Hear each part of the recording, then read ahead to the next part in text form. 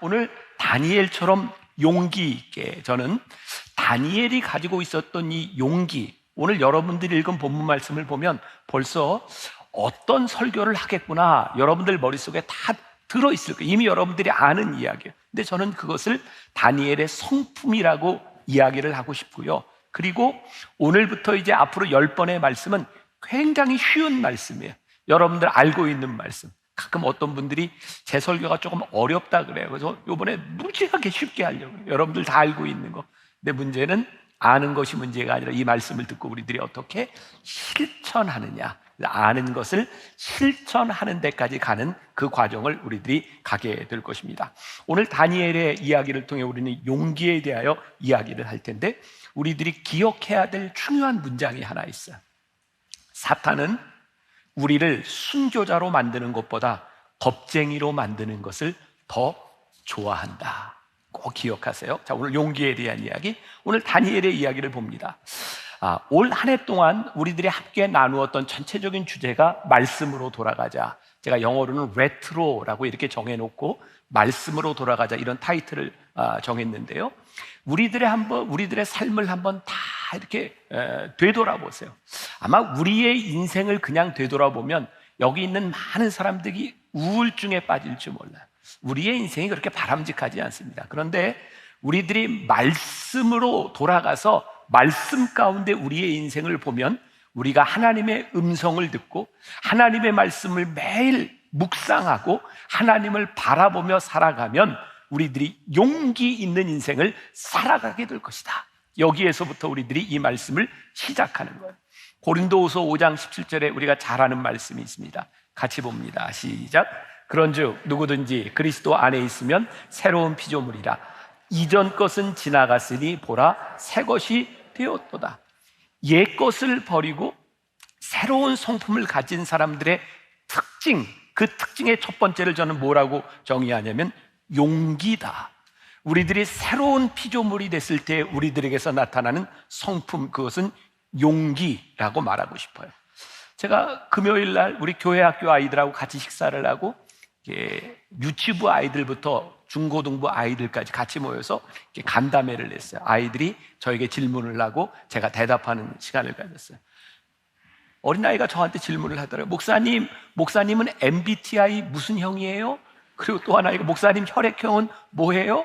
그래서 제가 그래, 나 MBTI ENTJ 형이고 내 혈액형은 O형이다. 자, 궁금한 분들 대답이 됐어요? 네, 제가 ENTJ의 O형입니다. 근데 제가 아이들에게 그랬어요. 얘들아, 우리들이 MBTI에 의해서 성격이 나누어질 수 있고 혈액형에 따라서 뭐 특징이 있다고 하지만 나는 너희들이 다 J형이 됐으면 좋겠다. 아시죠? J형? 네, 지저스, 예수님의 피로 우리들의 새로운 성품을 가지는 것. 그 중에 핵심에 뭐가 있다? 용기가 있다. 이 용기라고 하는 것은 무엇일까요? 하나님이 계신 곳에서, 사람들이 보는 곳에서 우리는 얼마나 용기 있는 사람이 되는가. 사실 용기는 늘 우리의 일상에 필요한 건 아니에요. 그죠? 우리들의 삶에 용기가 필요할 때가 있습니다. 용기가 드러나야 되는 순간이 있습니다. 그때가 언제요? 위기의 순간이죠.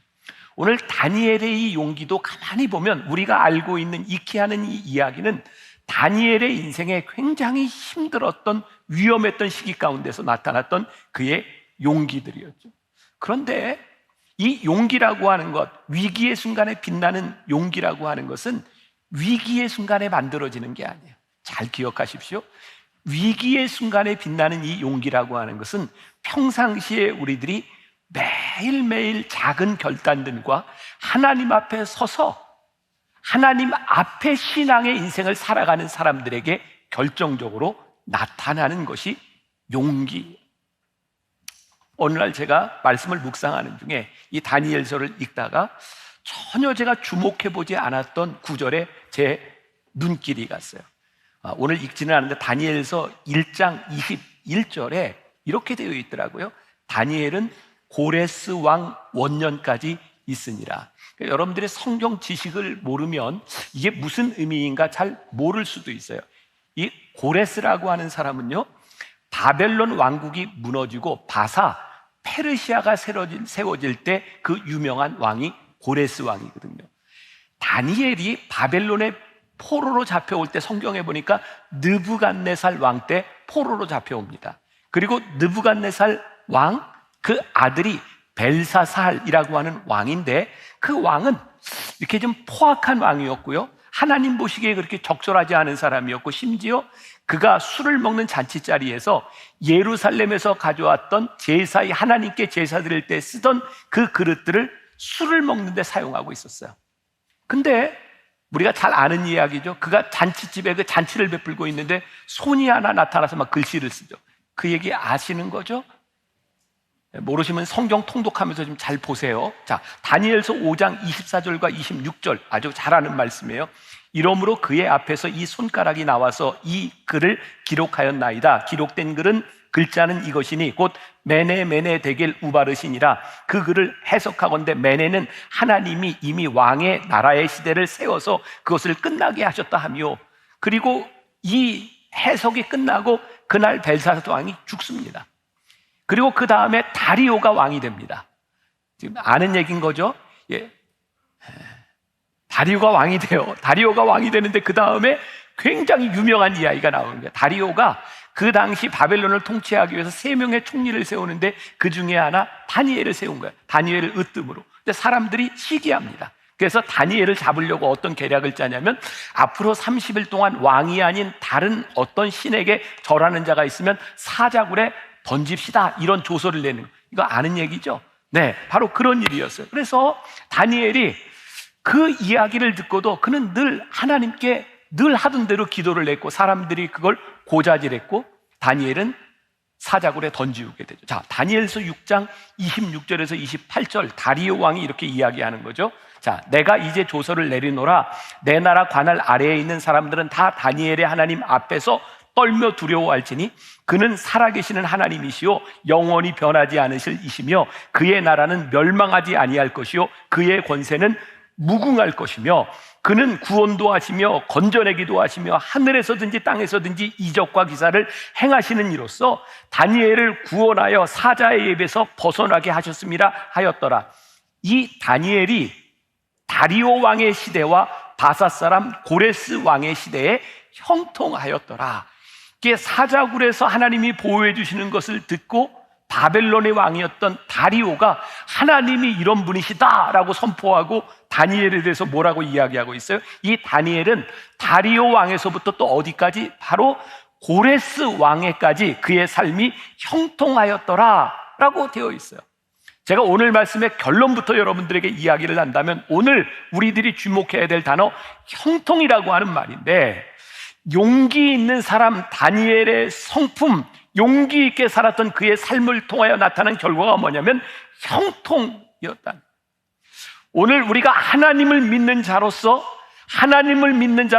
어떤 성품, 용기 있는 성품을 가질 때에 하나님께서 우리들의 삶을 어떻게 하신다? 형통케 하신다는.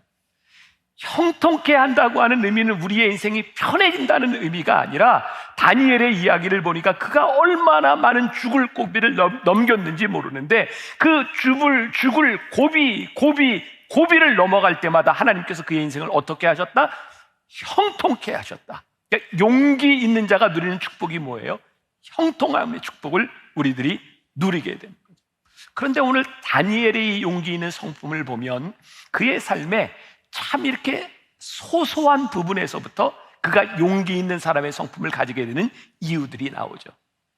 자, 저는 목회를 하면서 저에게 가장 필요한 성품이 하나 있다 그러면 용기라고 생각하거든요.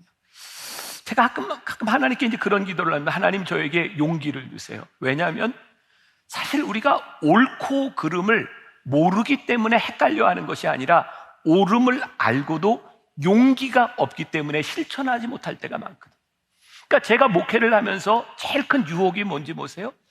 선과 악을 구별하지 못하는 게 저의 문제가 아니라, 선과 악, 옳고 그름을 알매도 불구하고 그것을 실천할 수 있는 용기가 저에게 있는가? 이게 제 신앙의 문제고 또 여러분들의 문제일 것 같아요. 아주 사소한 것 같지만 우리는 매 순간마다 편리한 것과 옳은 것 사이에서 고민을 하고 그것을 결정해야 되죠.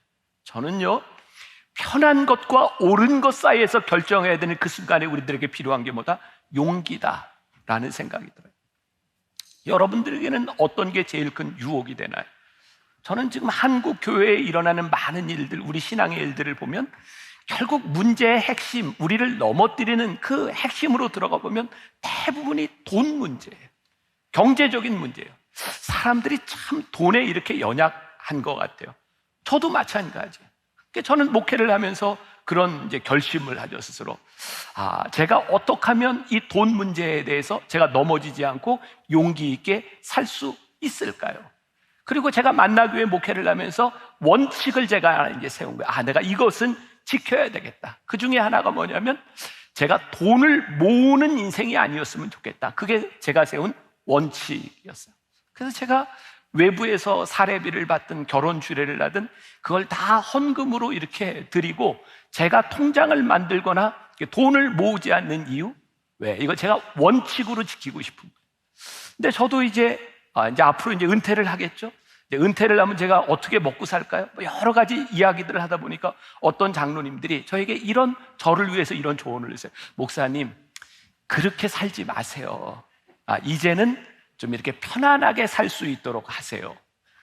그때 제가 장로님들께 그런 이야기를 합니다. 장로님, 저는 편안하게 사는 것보다 끝까지 제가 세운 원칙을 지키며 사는 게 저에게 훨씬 더 중요한 가치라고 생각을 합니다.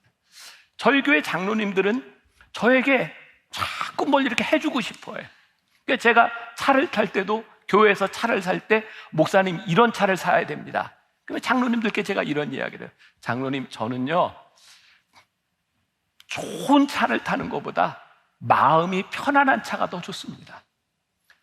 제가 은퇴하고 이렇게 사택을 이렇게 고르면서도 이건 여러분들께 절대적인 기준이나 여러분들 모두의 기준이 아니라 제가 그냥 만나교회 목사로 살아가면서 제 기준이에요. 여러분들하고는 안 맞을 수도 있어요. 이제 집을 은퇴하면 어디에서 사나? 우리 교회가 이제 분당에 있으니까 이제 제 아내하고도 우리 장로님들하고도 분당에서 집을 보러 다니기도 하고 판교에서 집을 보러 다니기도 하고 우리 교회가 제가 은퇴하고 나면 거기에다 주택을 마련해 주지 못할 만큼 가난한 교회 아닙니다. 그런데 모르겠어요. 최종적으로 결정한 건 판교나 분당이 아니라 저기 이제 도촌동 쪽에 이제 결정을 했어요. 그리고 제 아내하고 둘이 이런 얘기를 했어요. 우리가 판교 사는 것보단 도촌동 사는 게 교인들 마음에 더 좋을 것 같아. 아닌가 봐요? 모르겠어요. 그냥 제가 그런 생각을 하는 거예요. 제가 편안한 것을 누리는 것보다 제가 조금 더 생각하는 원칙에 충실한 사람이 되면 좋겠다. 그런데 이런 결정들을 하며 살아가는 것이 우리들에게 자그마한 용기가 필요한 거예요. 다시 말씀드리건 어떤 절대적인 기준이 아니고요. 사람마다 다 다를 수 있는 거예요. 그러나 중요한 것은 하나님 앞에서 우리들이 편리한 것보다는 적어도 우리들이 옳은 것이 무엇인지를 생각하며 결정하며 살아갈 수 있는 용기들이 우리들에게 필요하다는 거예요. 자, 다니엘의 용기에 대하여 저는 다니엘서 1장 8절 오늘 읽었던 본문 중에 하나죠. 다니엘은 뜻을 정하여 왕의 음식과 그가 마시는 포도주로 자기를 더럽히지 아니하리라고 자기를 더럽히지 아니하도록 환관장에게 구하니. 자, 이거 우리가 잘 아는 얘기예요. 다니엘의 세 친구가 포로로 잡혀왔는데 포로로 잡혀온 이 포로들은 그냥 포로가 아닌 거죠. 다 관리가 될 사람들이에요. 이게 특별 관리 대상입니다. 그래서 이들은 왕이 주는 음식을 먹었어요. 근데 대부분의 음식들은 이미 우상에게 드려졌던 그런 음식들이었던 거죠. 근데 다니엘과 이 세 친구가 환관장에게 뭐를 구하냐면 우리들이 우상에게 드려졌던 그 음식 고기들 먹지 않고 우리들이 채소만 먹고 한번 지나볼랍니다. 환관장이 굉장히 곤란한 거예요. 왜? 이거 다 왕 앞에 나아가야 되는데 삐쩍 말라가지고 하면 자기가 욕을 먹는 거예요. 안 된다. 근데 다니엘이 뭐라고 해요? 열흘만 한번 시험을 해보세요. 그리고 열흘을 시험한 다음에 괜찮으면 이들은 3년 후에 왕에게 나아가게 될 텐데 그러면 우리들에게 허락해달라. 근데 열흘을 지난 동안 괜찮았어요. 그래서 그들은 3년 동안 구별된 음식을 먹고 지나게 되죠. 전 그런 생각을 해요. 아니, 예루살렘에서 유대에서 잡혀온 모든 사람들에게 다 똑같은 음식들이 주어지는데 그것 좀 먹으면 어때? 근데 다니엘과 세 친구가 다 잡혀온 이 포로들 가운데서 나는 좀 특별하게 살겠다라고 결심을 하는 거죠. 이 세상에 많은 목사가 있는데 나 좀 하나님 앞에 좀 특별한 목사가 되고 싶어요. 이 세상에 많은 크리스찬들이 있는데 하나님, 저 이 세상에 살아가면서 하나님 앞에 좀 특별한 그리스도인으로 살아가고 싶어요 라고 결정하는 것, 그게 용기라는 거예요. 왜? 남들은 하지 않는 그것으로 인해서 삶이 고달파질 수도 있고 그것으로 인해서 우리들이 꽤 귀찮아질 수도 있는 일이죠. 그런데 다니엘은 유명한 말이죠. 다니엘이 뜻을 정하여. 자, 여기에 제가 오늘 말씀을 이렇게 묵상하고 준비하다 굉장히 중요한 것을 하나 깨닫게 됐어요. 다니엘이 뜻을 정한 그 장소가 다니엘이 살고 싶었던, 원하던 장소였을까요? 아니에요. 다니엘이 뜻을 전한 그 장소는 다니엘이 정한 장소가 아닙니다. 다니엘이 포로로 잡혀왔어요. 저는 그 손뼉을 딱 쳤어요. 다니엘의 위대함은 그가 원치 않던 장소에 포로로 잡혀왔으나 원치 않는 곳에서 그는 뜻을 정했다. 우리들이 뜻을 정하지 못하는 큰 이유 가운데 하나가 우리들의 삶에 만족하지 못하는 거죠. 이건 내가 만족하지 못하는 삶이야. 근데 하나님께서 오늘 우리들에게 굉장히 중요한 도전을 주시는 거야. 그래? 너희들이 원하는 장소가 문제가 아니라 지금 너희가 있는 그곳이 네가 원치 않는 장소이다 할지라도 그곳에서 뜻을 정해라. 다니엘의 용기, 다니엘의 위대함은 바로 그가 원치 않았던 장소에서 하나님 앞에 뜻을 정했다는 거예요. 전 또 그런 생각을 해요. 우리 현실에 뿌리 박은 영성, 어떤 목사님의 책 제목이에요. 우리가 영성이라고 생각하는 것을 이 세상과 관계없는 것으로 생각할 때가 많이 있는데, 진짜 영성은요, 우리들의 현실에 뿌리 박고 있는 거예요. 여러분들이 살아가는 삶의 한가운데 우리들이 어떤 영적인 삶을 살아갈지 우리들이 결단하는 거죠. 우리들이 이 현실에서 뜻을 정하면, 용기 있게 뜻을 정하면 사람들이 우리를 주목해 봅니다. 왠지 아세요? 보통 사람들과 다르기 때문이죠. 용기 있는 자의 결단은 힘들기는 하지만 그것이 실패하지 않는다고 하는 믿음을 우리는 가지고 있어요. 문제는 오늘도 우리들이 아주 사소한 일, 우리들이 결정해야 되는 그 사소한 일들 가운데 우리 뜻이 무너질 때가 많이 있다는 거예요. 먹는 일? 어쩌면 사소한 일 아닐까요? 여러분, 우리들이 크리스찬으로서 현실에 뿌리 박은 우리의 영성의 삶을 살아가는데 정말 하찮게 보이는 일들이 우리들에게 많지 않은 거예요. 그런데 이 하찮게 보이는 이 사소한 일들 가운데 우리들의 용기가 필요하다는 것을 우리는 부인하지 못해요. 저는 목회를 하면서 사도 바울의 글들, 사도 바울의 서신, 사도 바울의 마음이 참 많이 이해가 되거든요. 고린도전서 9장 27절 같이 봉독합니다. 시작. 내가 내 몸을 쳐 복종하게 함은 내가 남에게 전파한 후에 자신이 도리어 버림을 당할까 두려워함이로다. 그 위대한 사도 바울에게 어떤 두려움이 있었어요? 내가 이 복음을 전한 후에 내가 버림을 받으면 어떡하지? 그 두려움으로 인해서 사도 바울은 끊임없이 자기의 몸을 쳐서 복종시켰다는, 우리 목회자들 사이에 그런 이야기들을 종종 해요. 아무 흠 없이 은퇴한 목사님들을 보면 무조건 존경해야 된다. 이거 그렇게 와닿지 않던 말이, 저도 이제 앞으로 은퇴를 해야 될 시간들을 앞에 놓고 보니까 이게 굉장한 말이더라. 하나님 앞에 제가 사명자로 살아가면서 제가 마지막에 버림을 받지 않는 사람이 되기 위해 끊임없이 저를 쳐서 복종시키는 것, 용기입니다. 여러분들이 평생을 신앙생활하고 마지막 때에 하나님 앞에 어떤 모습으로 살아가는가, 이거 여러분들이 끊임없이 나를 쳐서 복종케 하는 용기가 우리들에게 드러나지 않으면 이거 우리들이 끝까지 이 삶을 살아갈 수 없는 거예요. 저는 세상에서 가장 무서운 말 중에 하나가 관행이라고 생각해요. 관행. 뭐예요? 다 이렇게 한다는 거예요. 남들 다 그런 죄 짓는다는 거예요. 벌써 오래된 책이지만 6일 약국 갑시다라는 책이 있어요. 김성호 씨 6일 약국 갑시다. 제가 저 책에서 굉장히 인상 깊게 읽었던 부분이 있어요. 오래된 책인데 이분이 목회자의 아들이거든요. 이분이 군대를 갔는데 위생병으로 가서 이렇게 군 병원에서 이렇게 근무를 하는데 그 위 선배들이 보면, 선임병들이 보면 늘 휴가 나갈 때 부대 약을 가지고 나가는 거예요. 그게 관행이에요. 거기에서 일을 하면서 가족들에게도 갖다 주고. 근데 이 사람이 쫄병일 때 말을 할 수 없는 거예요. 저 분명히 잘못된 건데 말할 수 없는 거예요.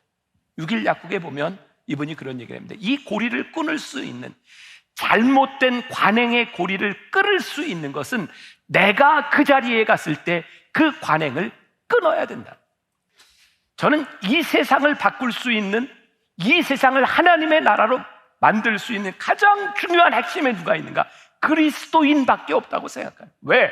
우리들이 하나님 앞에서 우리들이 용기 있는 삶을 가지고 우리들이 무언가를 할 수 있는 위치에 가 있을 때 그 관행을 끊을 수 있는 사람들, 용기 있는 사람들, 그 사람들로 인하여 이 세상이 바뀔 수 있다는 그 확신이 우리들 가운데 있을 때 우리가 용기 있는 삶을 살지 않겠습니까?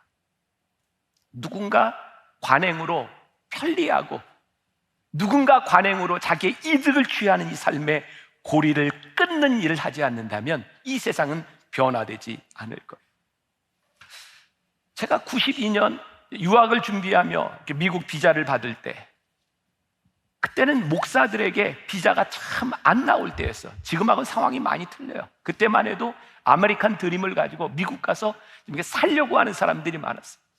미국 대사관에 비자 인터뷰를 하러 가는데 목사들에게 비자가 안 나오는 이유가 뭐냐면 언제까지 공부하고 나온다고 비자를 받았는데 미국 가면 그 약속을 어기는 사람이 너무 많다는 거야.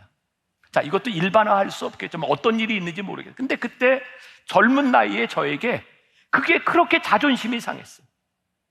아니, 한국에 있는 목사들이 미국에 가는데 나 언제까지 돌아옵니다 라고 이야기를 하는데 그때가 되면 안 돌아오는 사람들이 많아서 미국에서 목사들을 신뢰하지 않는다는 거예요. 제가 미국에 갈 때 인터뷰를 할 때 이거 죄송해요, 이게 제가 다 옳다 이런 거 그냥 제 마음을 얘기하는 거예요. 5년 유학 비자를 주는데 그때 제가 결심한 게 있습니다. 내가 무슨 일이 있어도 5년 안에 돌아온다.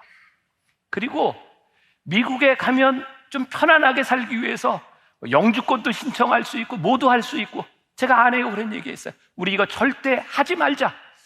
아예 미련을 두지 않고 약속을 지킬 수 있도록 하자. 제 인생에 굉장히 중요한 일이었어요. 여러분들의 삶에도 이런 유학이나 이런 게 아니라 여러분들 삶에 모든 이런 일들이 다 있다는 거예요.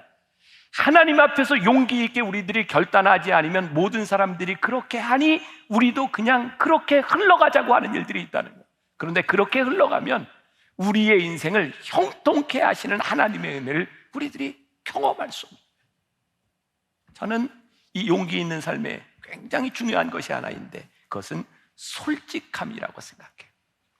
솔직함, 여러 가지로 해석이 될 수 있는데 이 다니엘을 보면 이방 땅에서 여러 왕들의 이 대를 이어가면서 형통할 수 있었던 이유 가운데 하나가 그는 그의 삶에 가지고 있었던 솔직함이라고 생각해요. 자, 이거 솔직함이라고 하는 것을 저는 이렇게 해석합니다. 하나님 앞에서 일관성 있는 삶만큼 솔직한 것은 없다. 다니엘서에서 가장 드라마틱하게 드러나는 장면은 사자굴에서 그가 구함을 받는 장면이죠.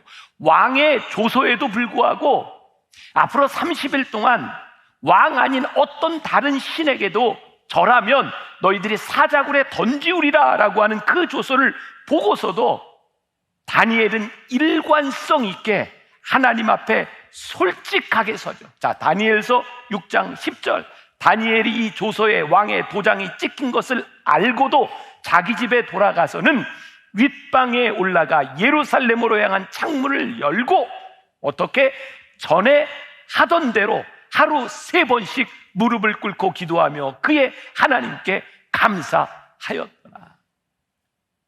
다니엘이요, 왕의 조서를 보고도 이렇게 하면 죽을 줄을 알고서도 전에 하던 대로 그대로 하나님 앞에 3번씩 무릎을 꿇고 그의 하나님께 감사하였더라. 그는 일관성 있게 매일 기도하는 사람이었기 때문에 왕의 조소 때문에 그의 삶의 패턴을 바꾼 것이 아니라 그는 하나님 앞에서 자신을 바라보며 일관성 있게 하나님 앞에 솔직한 그의 삶을 살았던 거죠. 그가 하나님 앞에 뜻을 정하기로 작정한 그 용기. 그런데 이제 그 다니엘의 인생을 보면 그가 용기 있게 뜻을 정했는데 용기가 그를 지켜주는 것이 아니라 용기 있는 결단으로 하나님 앞에 선 그를 하나님이 붙잡아 주시는 거예요. 여러분 보세요.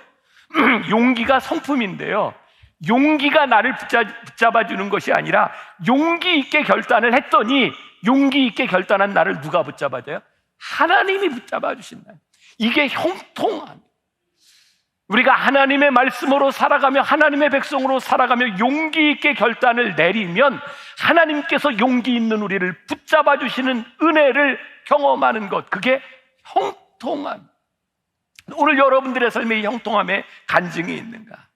다니엘의 기도 중에 그의 하나님께 감사하였더라. 저는 이것도 이렇게 와닿았어요. 지금 다니엘이요, 느부갓네살 왕에서부터 벨사사랑 다리오 왕에 이르기까지 그는 총리의 자리에서 모든 것을 다 가지고 있는 사람이었어요. 이쯤 되면 얼마든지 교만할 수 있는 사람이에요. 근데 다니엘은 편함없이 늘 하던 대로 하나님 앞에 하루에 3번씩 무릎을 꿇고 기도하고 하나님 앞에 감사했다. 그의 삶의 최고의 순간이 왔는데도 그는 하나님 앞에 일관성 있게 솔직하게 하나님 앞에 설 수 있는 사람이었다. 그가 용기 있게 하나님 앞에 솔직하게 섰을 때 하나님께서 그를 붙잡아 주셨구나. 우리들에게 이런 간증이 있어야 하지 않을까요? 하나님께서 우리를 이렇게 붙잡아 주셨습니다. 가끔 이렇게 정치하는 분들, 일반 정치도 그렇고 교단의 정치도 그렇고 정치를 하는 분들이 그런 얘기를 많이 합니다. 믿을 사람 없네. 특히 이제 교단에 이렇게 교단장을 뽑을 때나 그러면 이렇게 상대방의 이렇게 선거운동을 하면서 다 이렇게 체크를 합니다. 우리 편, 내 편, 0표, X표, 세모표. 근데 놀라운 일은 0표가 아무튼 전체 그 선거인 수보다 훨씬 많은 거죠. 그리고 선거가 끝나면 이렇게 얘기하네. 믿을 사람이 하나도 없구나. 그런 얘기를 해요. 근데 제가 목사로서 살아가면서 참 곤란을 겪었던 게 뭐냐면 솔직함 때문이었어요. 그러니까 저는 정치를 안 하지만 표를 찍어달라고 오는 분이 있으면 저는 이 편에 서 있으면 그분한테 그분을 위해서 저는 이쪽이니까 저한테는 공들이지 마세요. 저는 그래야 헛심을 안 킨다고 생각하니까, 솔직하게 얘기해 주는 게 이분에게 도움이 된다고 생각하니까. 근데 그렇게 얘기하면 그분에게 도움이 되는 게 아니라 그분과 원수가 돼요. 그래서 제 선배 목사님이, 저도 이제 60이 다 돼가는데 저한테 김 목사 아직 어려서 그래, 그렇게 말하는 거 아니야. 누가 얘기하면 그냥 고개만 끄덕여. 그게 세상 사는 방법이야. 근데 제가 그 얘기를 듣고 그런 생각을 했어요. 세상이 다 그렇게 살아가도 이 세상을 바꿀 수 있는 사람들은 정직한 사람이 아닐까요? 세상이 다 그렇게 살아가도 우리들이 하나님 앞에서 우리들이 지켜야 되는 것을 지키며 살아가는 것이 아닐까요? 하나님 어떤 분이세요? 우리들 참 부족하지만 하나님은 사유하시기를 기뻐하시는 분이기 때문에 우리들이 좀 부족하고 우리들이 죄를 지었을지라도 하나님 앞에 솔직히 구하면 하나님이 우리를 용서해 주시는 분이요, 하나님 앞에 서서 용서해 주시는 하나님 앞에서, 하나님이 보시는 앞에서 인생을 살아가는 것, 그것이 그리스도인이고 그것이 용기 있는 사람입니다. 저는 진짜 용기 있는 사람들, 그래서 진짜 그리스도인만이 용기 있는 사람이라고 생각해요. 하나님 앞에 용기 있게 자기의 죄를 고할 수 있고, 하나님 앞에 솔직하게 우리의 연약함을 구할 수 있고, 하나님 앞에 솔직한 신앙의 양심을 가지고 설 수 있는 사람들, 그게 그리스도인이 아닐까. 자, 오늘 제가 설교 준비한 이 10페이지가 넘는 이 원고 가운데 가장 저는 멋진 말이라고 생각해요. 이렇게 멋진 말을 듣고도 감동이 안 되는 건 누구 문제일까요? 여러분들 문제. 감동이 안 되면 우리들이 그리스도인이 되는 데는 용기가 필요하다. 그리스도인으로 입문한데 become 그리스도인이 되는데, 근데 제대로 된 그리스도인 to be, 제대로 된 그리스도인이 되는 데는 더 큰 용기가 필요한 거예요. 그리스도인 아무나 되지 못합니다. 그러나 제대로 된 그리스도인이 되기 위해서는 우리들에게 더 큰 용기가 필요한 거예요. 그리스도인이 용기 있는 삶을 살아가면 성령님께서 우리를 인도해 주신다고 하는 것을 우리는 믿어요. 우리가 용기 있는 삶을 살아가기 시작할 때 성령께서 우리를 지지해 주실 뿐만 아니라 성령께서 우리의 삶을 형통하게 하시리라고 하는 믿음을 우리들이 믿고 살아요. 만일 우리가 하나님을 믿는데 하나님을 믿는 자의 형통함을 우리들이 믿지 못한다면 우리가 어떻게 용기 있게 살아가겠어요? 첫 번째 성품, 용기가 우리 신앙인의 성품입니다. 여러분들의 성품이 용기 있는 자로 바뀌어져 갈 수 있기를 간절히 소원합니다. 하나님을 향한 여러분들의 믿음이 여러분들을 용기 있게 끌어가줄 줄 믿습니다. 여러분들이 용기 있게 여러분들의 삶을 결단하면 하나님께서 여러분들의 삶을 붙잡아 주실 것을 믿으며 믿음과 용기의 발걸음으로 우리 변화산으로 올라가기를 간절히 소원하고, 그곳에서 하나님이 나를 이렇게 바꾸셨습니다. 우리의 지문, 어디에 가서 우리의 지문을 찍든지 나는 그리스도인입니다. 우리의 정체성이 드러날 수 있는 귀한 믿음의 사람들이 되시기를 주님의 이름으로 간절히 축원합니다.